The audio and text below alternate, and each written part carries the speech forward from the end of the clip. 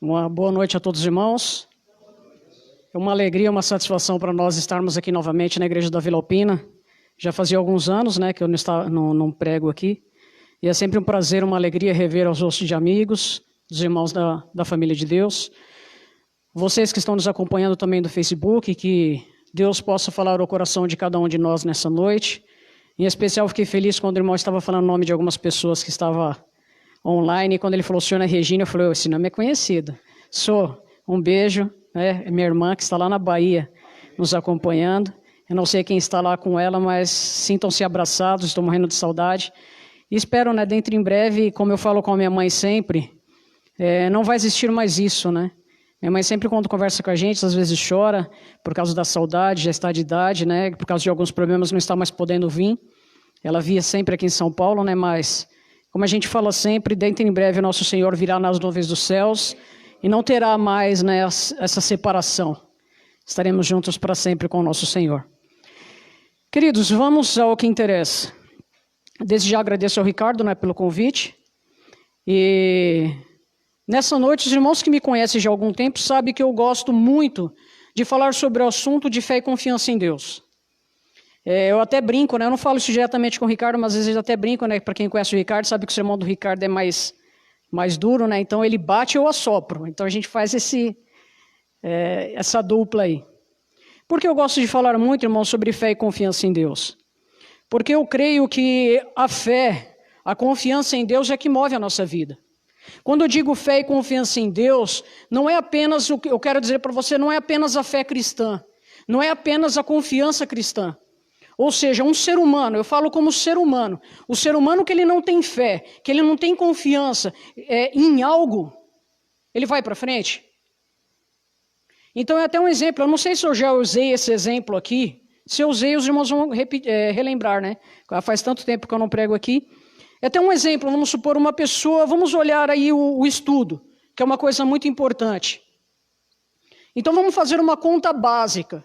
Geralmente, vamos supor, hoje em dia, em média, 2 anos de pré-escola, certo? 9 anos de ensino fundamental, já dão 11. Mas aí vamos dizendo uns 4 anos de faculdade, dão quantos? 13. Vamos tirar a pós-graduação e essas coisas todas. Eu estudar 13 anos da minha vida, só um exemplo, irmãos. Eu estudar 13 anos da minha vida, vamos dizendo, fiz um curso de advocacia, para depois dessa batalha toda, dessa luta toda, dessa dedicação toda, eu saber, e o final desse estudo todo ser, trabalhar numa metalúrgica de ajudante geral ganhando um salário mínimo. Se eu soubesse que essa batalha toda fosse me levar a esse final da minha vida, os irmãos acham que eu estudaria tanto para chegar a esse ponto? O que leva uma pessoa a estudar tanto tempo da vida? Não é a confiança, a esperança de ter um trabalho melhor, de ter um futuro melhor, de ter uma vida melhor? Ou seja, a confiança nos move a fazer as coisas. E não é diferente na vida espiritual. Se eu não confiar em Deus, ao ponto de saber que Deus dos altos céus se move para ajudar e abençoar a minha vida, me resgatar deste mundo de pecado e me levar um dia para morar com Ele eternamente no céu, o que eu estou fazendo na igreja? Porque eu perderia, vamos assim dizendo entre aspas, irmãos, porque eu perderia tanto tempo da minha vida me dedicando à igreja, vindo a cultos, fazendo estudo bíblico, saindo para fazer visita, entregando folhetos. Para que eu faria isso se eu não tivesse a esperança e a confiança que eu, a minha família e levar quantos eu puder para estar com Cristo no céu? Os irmãos entendem a importância da fé e da confiança em Deus? Porque se você e eu não tivermos essa fé, nós não faremos nada. Por isso que a Bíblia fala da importância, temos até lá em Hebreus 11, que é o capítulo que fala muito sobre a fé diretamente. E por isso que nessa noite, quando nós cantamos o primeiro hino que falou, fixa teus olhos no Mestre. Às vezes nós temos fixado os nossos olhos em tantas coisas.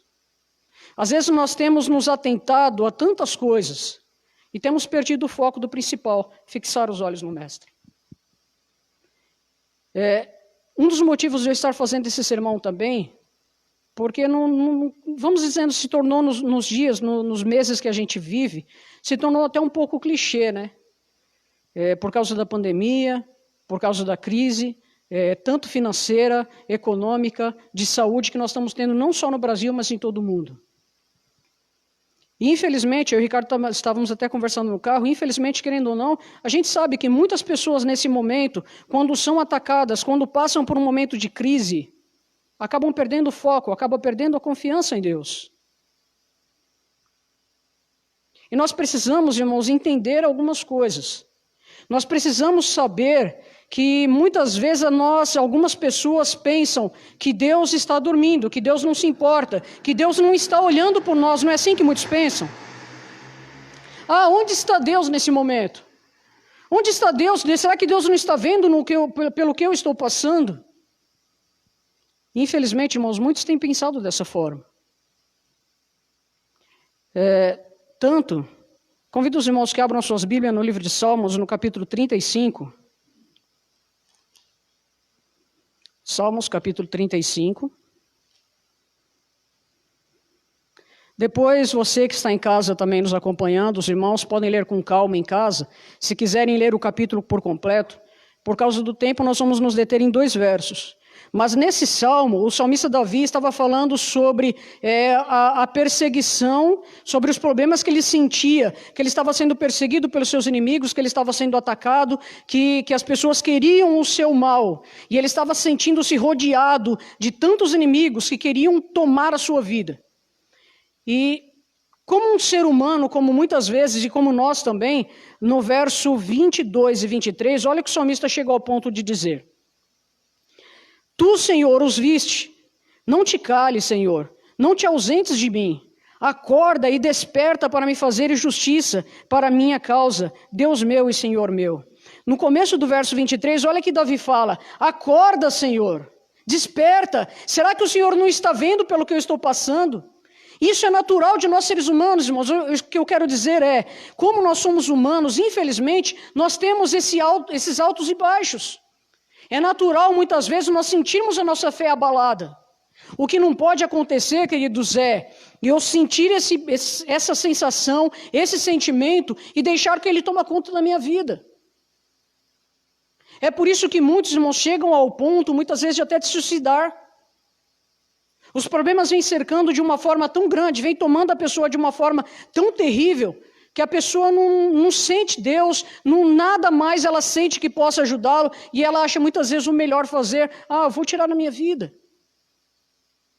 O que nós temos de entender é, do mesmo modo que Davi naquele momento ele se sentiu angustiado, mas ele clamou ao Senhor. Da sua forma ele falou, Senhor, parece que o Senhor está dormindo, acorda, olha para mim, veja o que está acontecendo na minha vida. Mas ali ele não estava falando com qualquer pessoa, ele estava falando diretamente com Deus. Então aqui nós precisamos tirar uma das primeiras lições, irmãos, dessa noite. Eu não sei como está a sua vida. Eu não sei você que está nos assistindo aí em casa através do Facebook. Eu não sei pelo que você está passando. Eu não sei quão angustiado está o teu coração nesse momento de crise que vivemos. Eu, por um exemplo, eu perdi o meu emprego por causa da crise, da pandemia. Não abalou a minha vida porque eu sei, e eu fui criado assim, para saber que quando a minha vida está na mão de Deus, Ele vai fazer sempre o melhor por mim. Não importa que rumo tome a minha vida, não importa que direção o Senhor me guie. Aos meus olhos, muitas vezes, parece que não, parece que está errado, parece que está perdido, parece que o Senhor não está ao meu lado. Mas não, querido. Nós vivemos num mundo de pecado. E enquanto estivermos neste mundo, a nossa vida passará por provações. O que eu preciso entender, o que você precisa entender é, se a minha vida, se a tua vida estiver na mão de Deus, não importa que o mundo, como diz aquele hino, né, que o mundo, pode cair o mundo, eu vou estar em paz. Os irmãos entendem? Eu sei que não é fácil. Eu sei quanto é difícil você louvar a Deus, você buscar a Deus, você estar ao lado de Deus no momento de crise. Mas precisamos aprender. Precisamos permitir que o Senhor tome o controle da minha e da tua vida. Um exemplo, irmãos, muito claro, muitas vezes de acharmos que Deus não nos esqueceu, ou que Deus não está vendo, ou que Deus... Nós temos vários exemplos na Bíblia. Nós não vamos nos adentrar tanto por causa do tempo, mas um exemplo claro, lembra da história de Abraão? Deus, quando chamou Abraão, qual foi a promessa de Deus para Abraão? Abraão, eu farei de ti o quê? Uma grande nação. Mas espera aí, Senhor, como o Senhor vai fazer de mim uma grande nação se a minha esposa é estéril? Se ela não pode ter filhos? Como eu disse a vocês, irmãos, como cristãos, como seres humanos, nós temos altos e baixos. Nós sabemos sim, por causa ali Sara foi e falou com Abraão, não Abraão, a promessa de Deus está demorando, talvez Deus queria estar falando outra coisa, tome minha serva. Nós sabemos que eles erraram. Mas, queridos, lá em Romanos capítulo 4, abra sua Bíblia. Olha aqui que fala em relação a isso. Romanos no capítulo 4, o verso 20 e 21. Romanos, capítulo 4, os versos 20 e 21. Também depois com calma em casa você pode ler o capítulo por completo. Nós vamos nos adentrar a esses dois textos que diz assim: não duvidou por incredulidade da promessa de Deus. Isso fala de Abraão, tá, irmãos? Não duvidou por incredulidade da promessa de Deus, mas pela fé se fortaleceu, dando glória a Deus, estando plenamente convicto de que ele era poderoso para cumprir o que prometera. Os irmãos, veem o sentimento de Abraão. Diz que Abraão, mesmo tardando, mesmo aos seus olhos, a promessa estava demorando. Eu não sei bem ao certo, irmãos, mas diz pela Bíblia lá em Gênesis, que quando Deus chamou Abraão, ele estava com 75 anos de idade. Quando Sara deu à luz a um filho, Abraão estava com quanto? Lembram? Abraão estava com 100 anos. Com 99, o anjo apareceu para ele e confirmou a promessa. Mas vamos assim dizer, irmãos, que em média Abraão esperou 25 anos para ver o cumprimento da promessa que Deus havia lhe feito, que ele seria pai de uma grande nação. Passou por percalços, passou por dificuldades, mas diz a palavra de Deus, verso 23, e não somente por causa dele, desculpa, irmãos, verso 21, só reler de novo aqui. Estando plenamente convicto de que ele quem, irmãos? Deus era poderoso para cumprir o que prometera. Quando você e eu entendermos isso, a nossa vida ficará muito mais fácil. Quando nós entendermos que o Deus que nós servimos, ele é poderoso o suficiente para resolver qualquer problema que nós passamos, irmãos, a nossa vida será muito mais fácil. Porque, irmãos, diz a palavra de Deus, Deus muda. O Deus que nós servimos é diferente do Deus de Abraão. O Deus que nós servimos é diferente do Deus de Moisés. Não. A própria Bíblia fala isso, que o nosso Deus é o mesmo Deus ontem, hoje e será para toda a eternidade. Então o que nos leva a duvidar desse Deus? Ah, Marcos, mas naquela época o povo viu os milagres de Deus acontecendo assim aberta, escancaradamente, o mar se abrir, a nuvem no céu, a coluna de fogo e tantas outras coisas. Queridos, a nossa vida não se resume a milagres. E vocês querem milagre maior? Deus tem operado na minha e na tua vida constantemente, dia após dia. E não tem feito milagres muito maiores porque, infelizmente, eu e você não temos pedido, não temos buscado como deveríamos. Mas Deus continua, irmãos, no mesmo lugar, olhando para mim e para você. Pronto a nos abençoar, pronto a nos ajudar, pronto a tomar a direção da nossa vida. Só que, infelizmente, irmãos, muitas vezes, como Abraão e como tantos outros, Às vezes nós nos vemos cercados pelas dificuldades, pelos problemas da vida. Isso nos leva a duvidar. Isso nos leva do mesmo modo. Lembra quando Jesus estava na cruz? Quando ele chegou ao ponto de dizer, Deus meu, por que me desamparaste? Irmãos, ali não quer dizer que Jesus duvidou.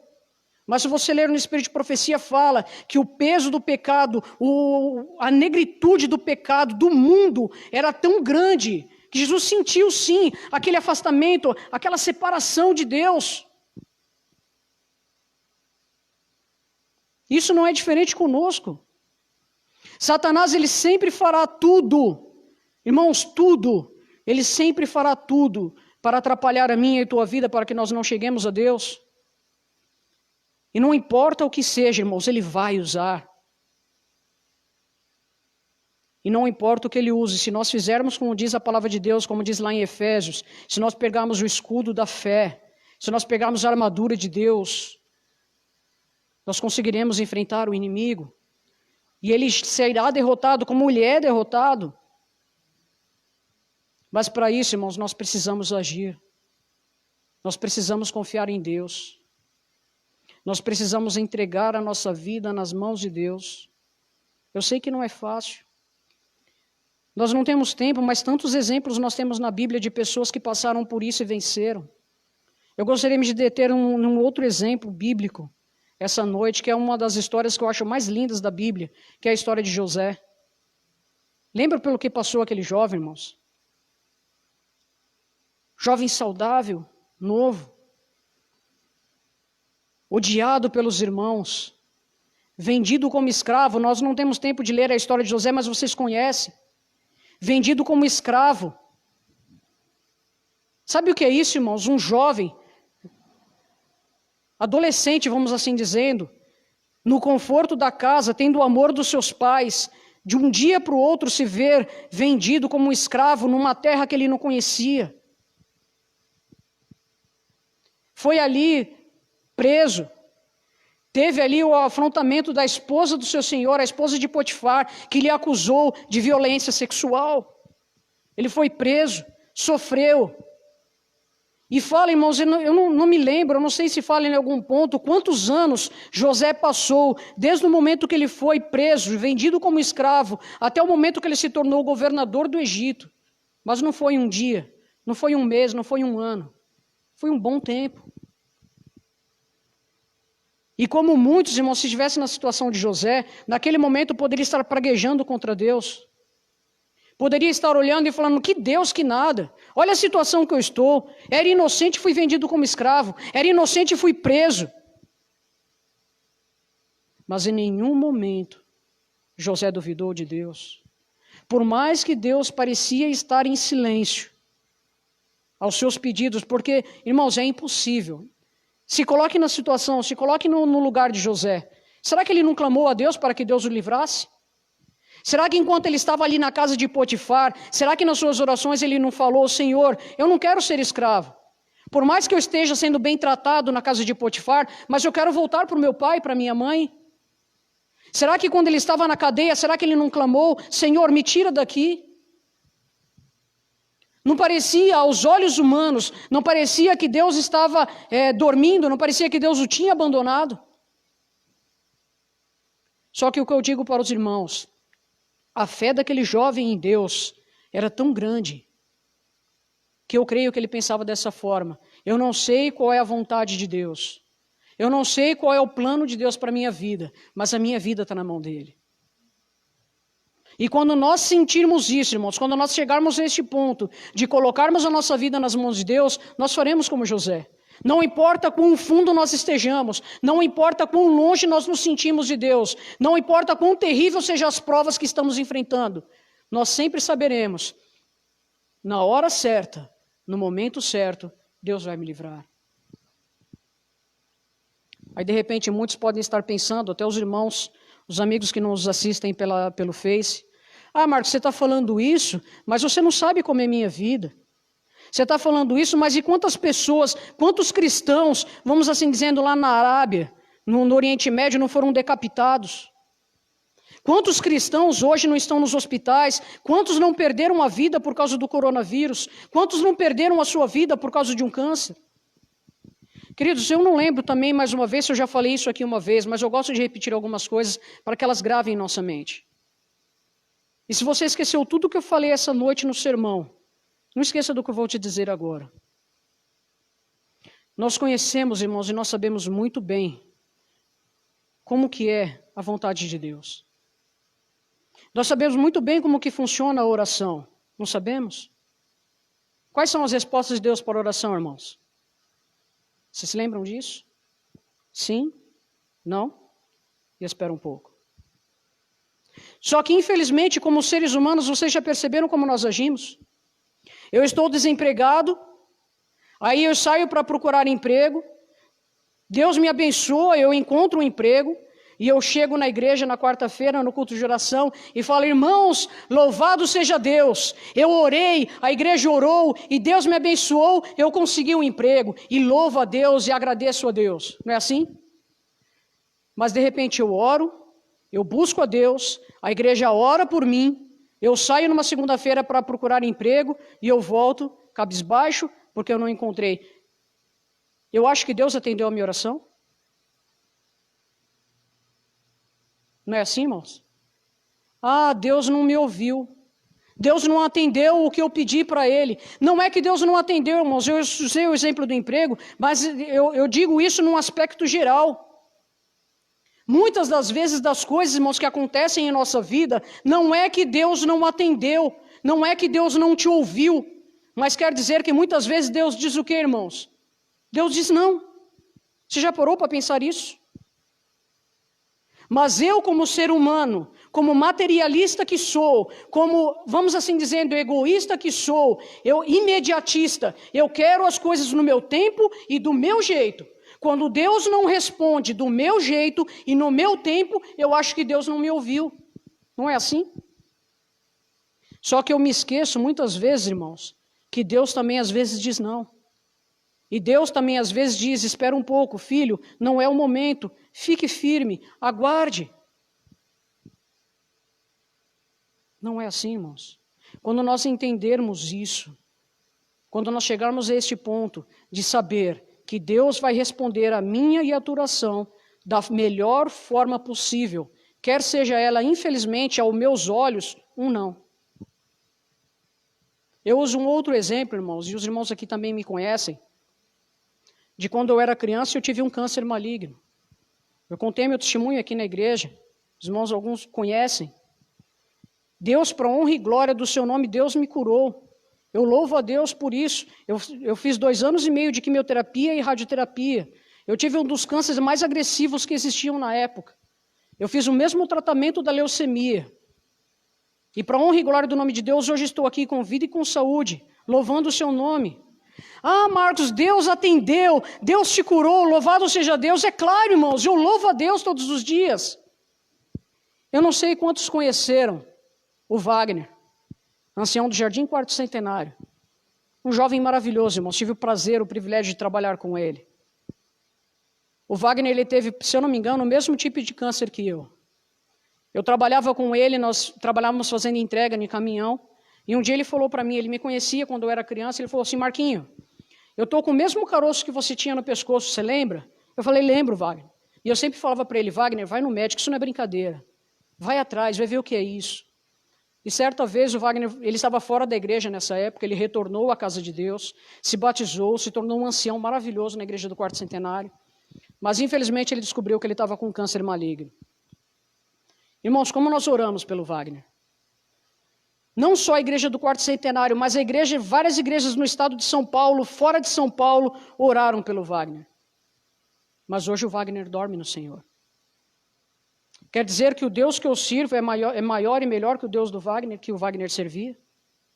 Os irmãos entendem o que eu quero dizer? Para mim, Deus diz sim, filho, sim, eu vou te curar. Eu não sei qual era o plano de Deus, eu não sei o porquê Deus me curou, e eu não sei o porquê Deus não curou o Wagner. Mas para mim, Deus disse sim, para o Wagner ele disse não. Infelizmente, o Wagner faleceu. E eu espero vê-lo um dia, quando Cristo voltar. Mas os irmãos entendem o que eu quero dizer? Irmãos, o que você tem que entender, o que eu tenho que entender, o que nós temos que entender é, irmãos, o que Deus tem preparado para mim e para você não está nesse mundo. Do que adianta, irmãos? Sim, eu fui curado, louvado seja Deus. Mas se Jesus não voltar logo, qual que é o fim de todo ser humano, irmãos? É a morte. Deus me curou sim, mas vamos supor se eu já fosse muito idade, ou nem por isso, eu não sei se daqui um mês, daqui um ano, se eu vou chegar vivo na minha casa, eu não sei. Deus me curou naquela época, mas eu não sei quanto tempo eu vou viver. Os irmãos entendem o que eu quero dizer? O que Deus tem preparado para você e para mim, querido, não está nessa terra. O que Deus tem preparado para nós está muito melhor. Como diz a Bíblia, o que os olhos não viu, o que o ouvido não ouviu, o que não chegou à mente humana, é o que Deus tem preparado para mim e para você. Então não se apegue às coisas desse mundo, irmãos. É claro que nós precisamos orar, é claro que nós queremos ter uma boa vida, isso não é errado. Mas o que eu quero dizer para você, irmão, nessa noite não importa qual será o sentido, qual será a direção da nossa vida nessa terra, o que eu tenho que entender é que se minha vida estiver na mão de Deus, mesmo que eu durma hoje, mesmo que eu venha a falecer hoje, se eu dormir em Cristo, amanhã eu serei ressuscitado para a glória eterna. E por isso que nada pode abalar a minha e a tua fé. Do mesmo modo, irmãos, como aqueles homens no passado. Sabe? Outro exemplo, Lázaro. Deus não ressuscitou Lázaro depois de 4 dias. Já estava ali cheirando mal. Onde está Lázaro hoje? O que aconteceu com Lázaro depois, irmãos? Está morto. Onde está Dorcas, que foi ressuscitada? Está morta. O filho da viúva, todos que foram ressuscitados, o que aconteceram com eles? Estão mortos. Os irmãos entendem o que eu quero dizer? Eu não sei se ficou claro. O que nós precisamos buscar, irmãos, não está nessa terra. Por isso que a minha e a tua confiança em Deus tem que estar aonde? No futuro e no céu.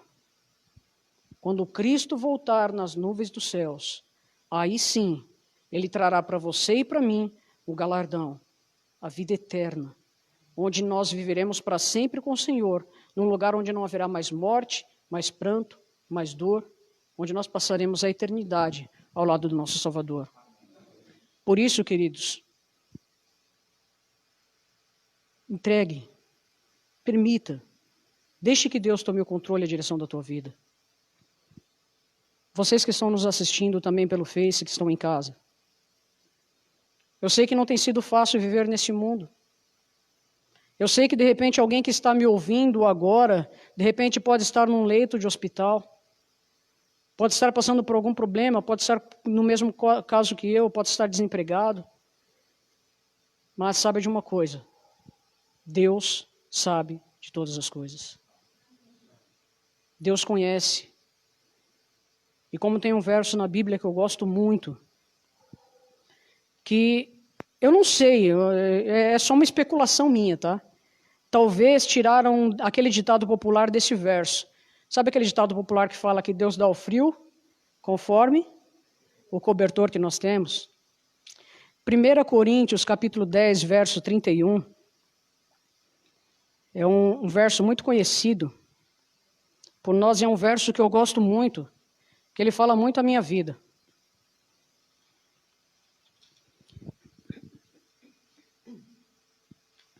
Primeira Coríntios,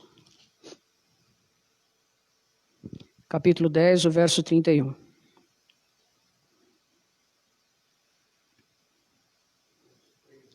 Desculpa, irmãos, é o verso 13.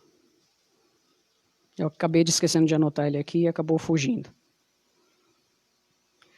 1 Coríntios capítulo 10, o verso 13 nos diz assim: não vos sobreveio tentação que não fosse humana, mas Deus é fiel e não permitirá que sejais tentado além das vossas forças. Pelo contrário, juntamente com a tentação, vos proverá livramento de sorte que a possais suportar. Que verso maravilhoso. Entenda isso, querido. Mais uma vez eu digo, eu não sei o que você está passando, mas através desse verso eu tenho uma certeza, Deus sabe. E Ele, como sendo um Deus justo, Ele nunca permitirá que você e eu sejamos tentados além das nossas forças.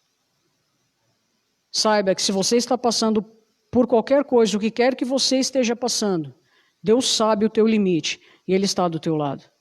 E no momento certo, na hora certa, Deus agirá. Deus vai nos dar, irmãos, a vitória. Ou melhor, vamos assim dizendo, Ele nos já deu a vitória. Porque a vitória que Deus tem nos dado, irmãos, é a vitória sobre o pecado. É a vitória sobre a morte. Quando eu digo morte, eu não digo a morte, né? A morte carnal. A vitória que Deus nos dá é a vitória da morte eterna. E por isso, irmãos, nós precisamos continuar de cabeça erguida. Continuar lutando, continuar confiando. Porque como diz na palavra de Deus, nós estamos falando até da história de José. Vamos só ler 2 versos, só para nós relembrarmos o que Deus fez, o que Deus preparou, como Deus agiu na vida de José. Lá em Gênesis, no capítulo 41, dos versos 37 ao 40. Gênesis, capítulo 41, dos versos 37 ao 40. Olha como foi, vamos assim dizendo, o final da história de José, né? Claro que teve alguns detalhes depois, ele não morreu logo após isso, né? Mas lá em Gênesis 41, 37 nos diz assim: o conselho foi agradável a Faraó, contando a história, né? Depois que José revelou a Faraó o sonho que nenhum dos seus magos, os seus sábios, conseguiram revelar. O conselho foi agradável a Faraó e a todos os seus oficiais. Disse Faraó aos seus oficiais: acharíamos porventura homem como este em que há o Espírito de Deus? Depois disse Faraó a José: visto que Deus te fez saber tudo isto, ninguém há tão ajuizado e sábio como tu. Administrarás a minha casa, e a tua palavra obedecerá todo o meu povo. Somente no trono eu serei maior do que tu. De escravo a governador da maior potência mundial da época. Sabe, irmãos, como diz a palavra de Deus, nós não sabemos como age Deus. A própria Bíblia fala que tem coisas que para nós são o quê? São escondidas, não são reveladas. É apenas para Deus. Se nós fôssemos analisar, irmãos, toda a história, detalhe por detalhe da vida de José, por que Deus permitiu tudo aquilo? Foi Deus que levou José para ser escravo? Foi Deus que o levou, que o jogou na prisão? É claro que nós conhecendo, irmãos, bem detalhadamente a Bíblia, nós sabemos que Deus não faz essas coisas, que Deus não pune, que Deus não faz isso, que não faz aquilo. Mas Deus, Ele deixa o curso da nossa vida, irmãos, tomar rumos que para nós às vezes parecem absurdos, mas Ele vê, sabe por quê? Porque o nosso Deus, Ele é onisciente. Ele não olha como nós o presente, Ele não olha o que está acontecendo agora, Ele olha lá adiante.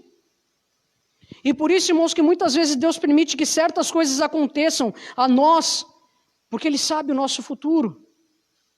Porque Ele sabe como aquilo vai chegar no final da nossa história, como aquilo vai nos moldar, como aquilo vai nos dirigir, como aquilo vai, vamos assim dizendo, por mais que seja loucura humana falar isso, por mais que seja terrível a nossa situação, mas Deus Ele vê que lá na frente aquilo pode se tornar uma bênção. E Ele não só vê, como Ele tem poder para fazer isso. Sabe, irmãos, José, de escravo a governador. E Deus, irmãos, pode fazer muito mais também do que Ele fez por José, comigo e com você. Basta confiarmos. Basta entregarmos a nossa vida nas mãos de Deus. Para nós encerrarmos, tem um verso que eu gosto muito também, que ele fala claramente em relação a isso, Isaías capítulo 41. Também é um verso muito conhecido por nós. Isaías capítulo 41, no verso 10. É um verso que muitos têm gravado, né? Muitos têm levado consigo, que nos diz o seguinte, Isaías capítulo 41, verso 10. Não temas, porque eu sou contigo. Não te assombres, porque eu sou o teu Deus. Eu te fortaleço e te ajudo e te sustento com a minha destra fiel. Essa promessa, irmãos, que Deus nos fez, Ele não fez apenas para Isaías. Essa promessa não foi feita para o povo de Israel do passado. Essa é uma promessa eterna. Do mesmo jeito que Deus falou isso para Isaías, do mesmo jeito que Deus disse a Isaías, Ele diz para você e para mim hoje. Não temas, porque eu sou contigo. Sabe, irmãos, quando nós aprendermos isso, e não apenas aprendermos, quando nós colocarmos em prática na nossa vida isso, a gente vai ver quão mais fácil será suportar os fardos que Satanás coloca no meu e no teu caminho. Entenda que, enquanto estivermos neste mundo, estaremos sujeitos a provas, estaremos sujeitos a dificuldades, mas quando Deus estiver do nosso lado, a vitória no final será certa. Quer seja ela aqui neste mundo ou na vida eterna, Deus irá te fazer um vencedor. A Júlia, né? A Júlia irá louvar a Deus. Enquanto a Júlia estiver louvando, você aí, irmão, que está aqui na igreja, você que está em casa também. Eu não sei o que você está passando, mas enquanto a Júlia estiver cantando, converse com Deus. Coloque sua vida nas mãos de Deus. Fale com Ele, deixe que Ele tome a direção da sua vida, abra seu coração, entregue os seus planos, entregue seus sonhos, entregue os seus problemas nas mãos de Deus e com certeza Ele te fará um vencedor.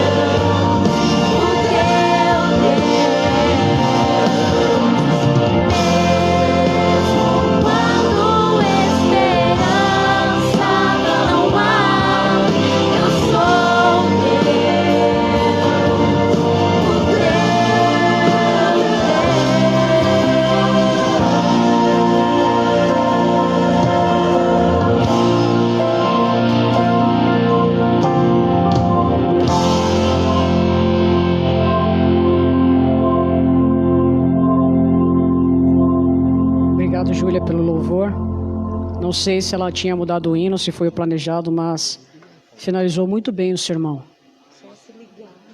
Deus, irmãos, não importa quem você seja, onde você está, Deus, Ele continua sendo Deus.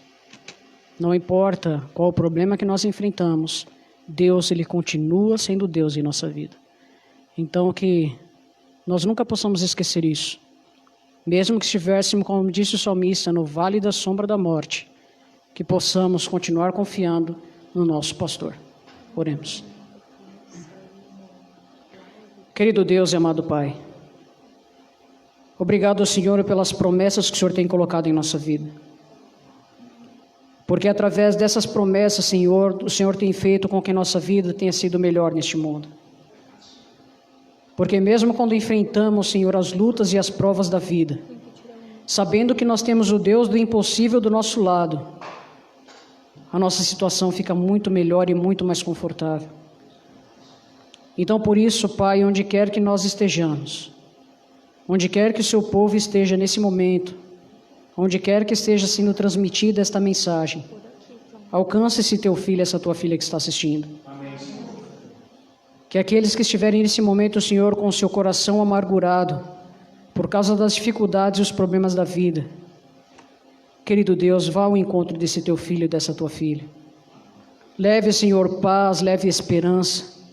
Leve, Senhor, a certeza da fé, a certeza da vitória em Cristo Jesus. Quando eu digo, Senhor, a certeza da vitória, Senhor, é claro que nós queremos a vitória aqui neste mundo também, mas que se assim for da Tua vontade, Senhor, mas a vitória que nós mais desejamos e almejamos é a vitória eterna, quando nós viveremos eternamente ao Teu lado. Então, Senhor, por favor, tome a direção e o controle da nossa vida. Por onde quer que nós estejamos passando, o que quer que nós tenhamos que enfrentar daqui para frente, esteja, Senhor, à frente da nossa vida. Esteja à frente do nosso lar, da nossa família. Tome, Senhor, a direção e o controle da mesma. Abençoa, Senhor, ricamente a igreja aqui de Vila Alpina, a sua liderança. Que essa igreja continue sendo um farol a brilhar nesse mundo de trevas. E que nós possamos, Senhor, dentro em breve, encontrar contigo nos céus e subir contigo para a eternidade. Fica com cada um de nós, nos dê um restante de semana feliz na Tua presença, despeça-nos em paz e segurança para os nossos lares, é o que pedimos e agradecemos em nome e por amor de Jesus. Amém, Senhor. Amém.